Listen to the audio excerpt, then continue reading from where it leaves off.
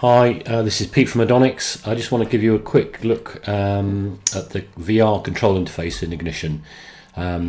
This example is just from the recent US elections back in November of 2016.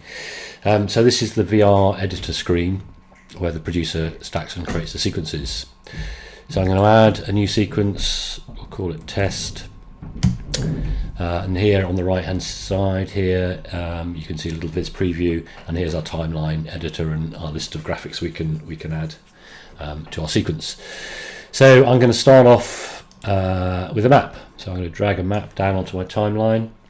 So this is showing the US the actual final result of that election in 2016.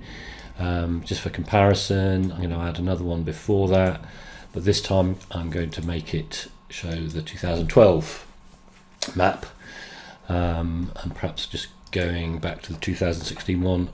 I'm just going to tick this box, which will make it just flash those states that are gains, Trump gains. So that's all great. I can look at those two. Perhaps now we'll just add an initialization graphic in here, which just lets us bring the set on.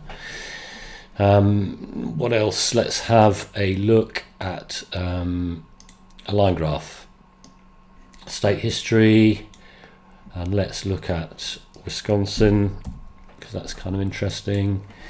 So there's share of the popular vote in Wisconsin over the years, and let's just get rid of others. We're only interested in Democrats and Republicans, and we'll choose in the screen to put some demographic information, and we'll choose to put race. How about that?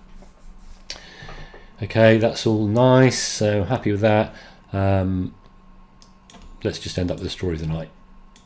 That's kind of fun, and we're just going to stick in a few stop points here, which will control where the pauses happen in the graphic. So we can click through these, we can see that they're all good. We can now just play through them just to check that the animations work correctly, so the transition logic is working correctly. That's all nice. Finally onto the story of the night. Okay, we're flipping sets here obviously to the reflecting pool, and we'll zip through and see how the election was won.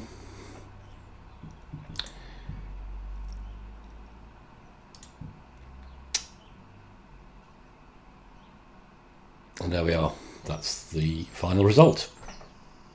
Right, I'm just going to quickly publish that for transmission, and now in the VRTX screen, this is the director's screen, we can now make that our current sequence. I've got control of the keyer.